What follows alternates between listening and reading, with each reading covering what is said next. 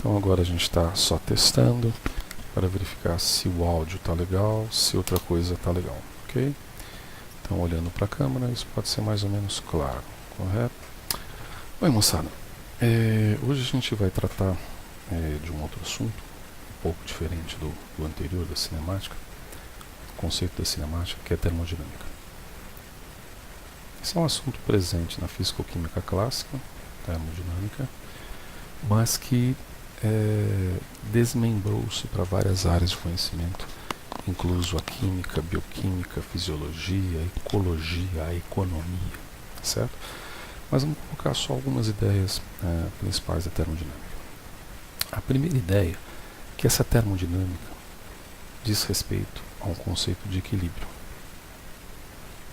Esse conceito de equilíbrio é absolutamente contrário ao conceito da cinemática, ou cinética, como queira, que é um conceito ligado a movimento. Esse equilíbrio de que trata a termodinâmica é o chamado equilíbrio térmico, certo? Equilíbrio térmico. Esse equilíbrio térmico diz basicamente o seguinte, que se eu tiver um determinado objeto, um determinado copo com água aqui, por exemplo, essa água vai começar aquela briga com os limites daquilo que eu posso colocar. Esse copo está a uma alta temperatura.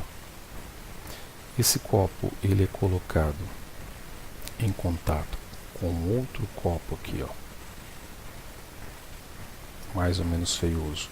Só que esse aqui a baixa temperatura, no tempo,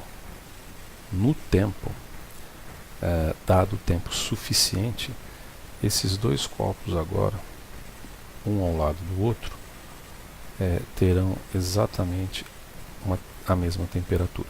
Então isso é chamado, portanto, de equilíbrio térmico. E esse equilíbrio térmico, uma forma de você medir esse equilíbrio térmico, então esse equilíbrio térmico aqui, vou puxar uma seta aqui, a medida desse equilíbrio térmico é dada pela temperatura. Ok? A medida é dada pela temperatura. Portanto, a temperatura não é propriamente uma grandeza física, é mais uma forma de medida. A grandeza física relacionada ao equilíbrio térmico, é o que se chama de energia interna do sistema. Energia interna, a gente viu aquelas definições de energia interna do sistema.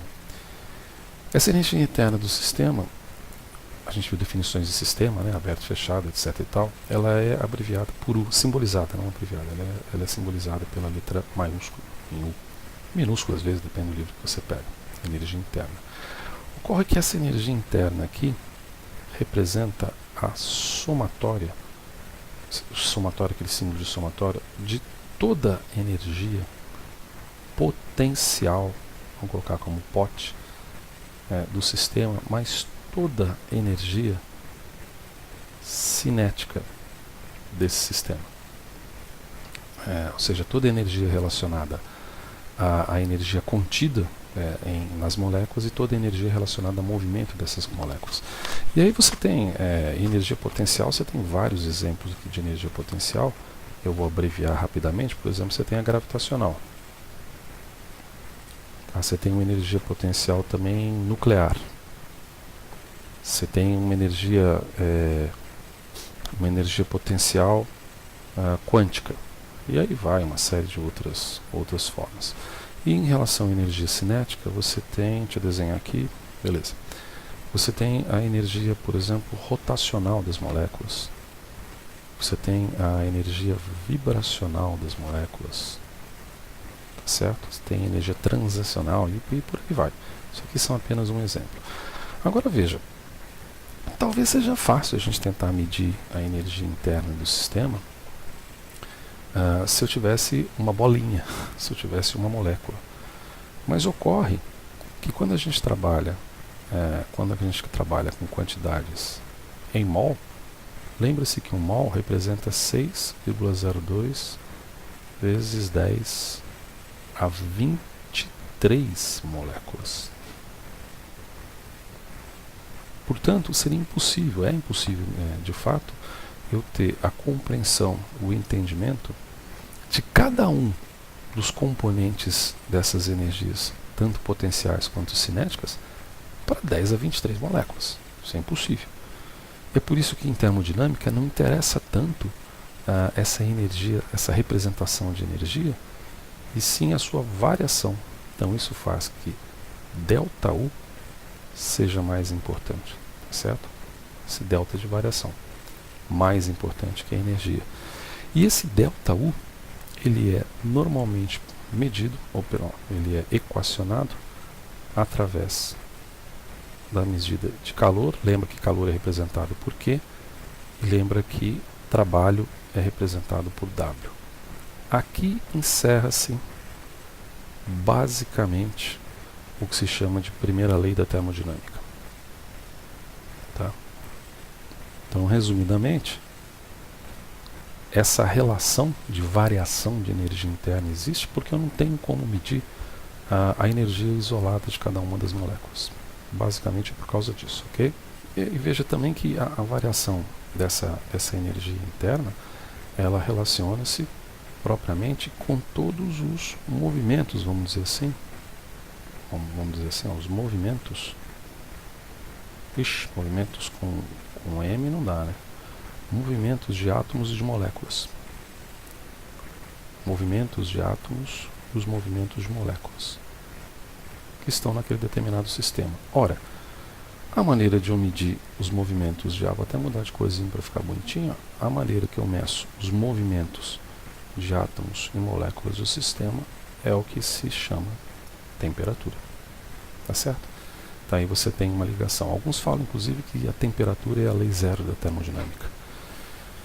E a primeira lei da termodinâmica está relacionada à quantidade de calor descontada a quantidade de trabalho. Vai ter exercício sobre isso.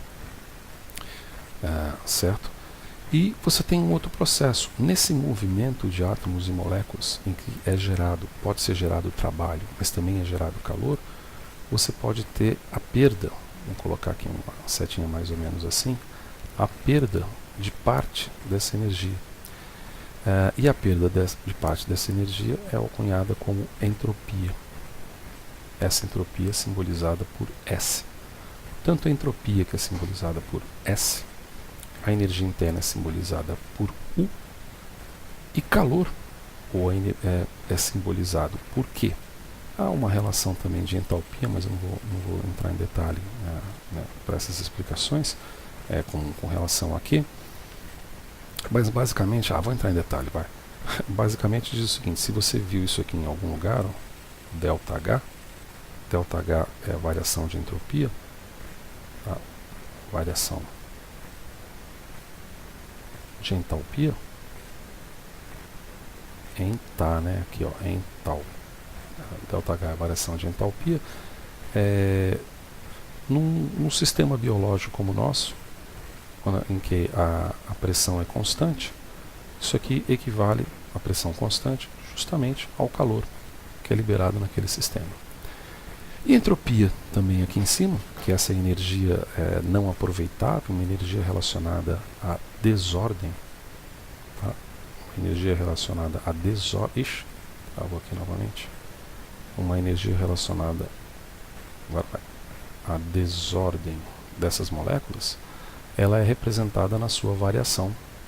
Ela é representada como ΔS.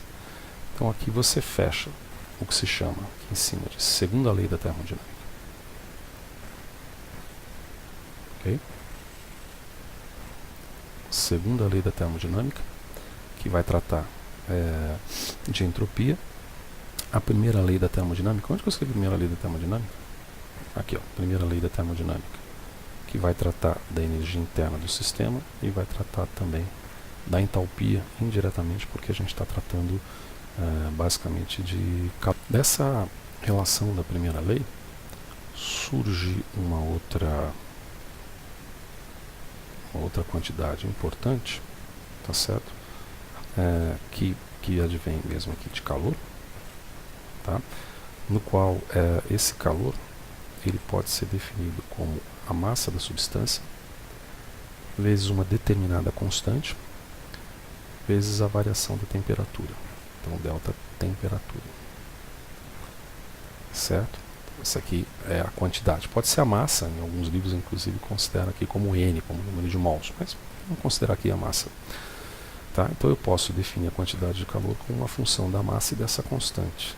Essa constante, vou chamar de Cp, que é uma constante que ocorre, pressão constante, é chamada de capacidade calorífica.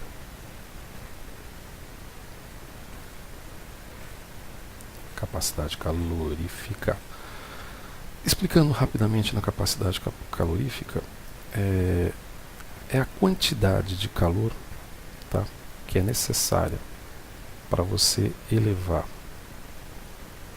1 grama de água da temperatura de 14,5 graus Celsius para 15,5 graus Celsius.